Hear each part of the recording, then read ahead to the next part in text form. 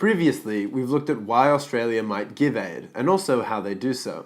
In this video, we're building on our knowledge by looking at the priorities of the Australian government's aid initiative.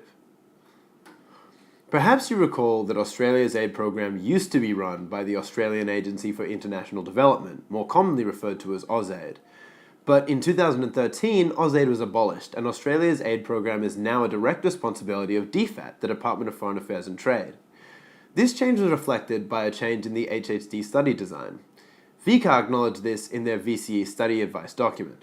Here, they suggested the focus of the Australian government's aid initiatives is sustainable development to help people to overcome poverty in the Asia-Pacific region.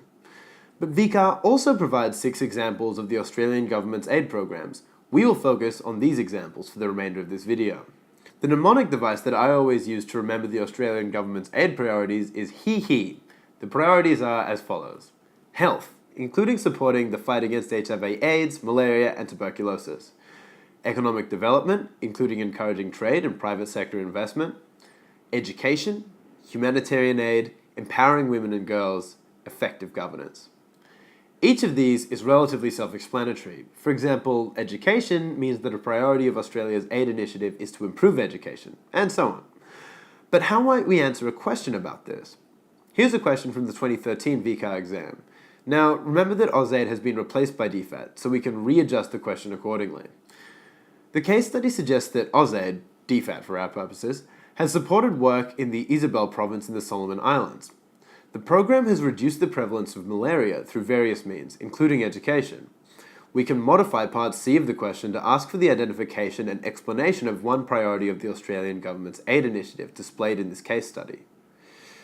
The mark allocations here will be 1 mark for identifying the priority and a further 2 marks for explaining it with examples from the case study.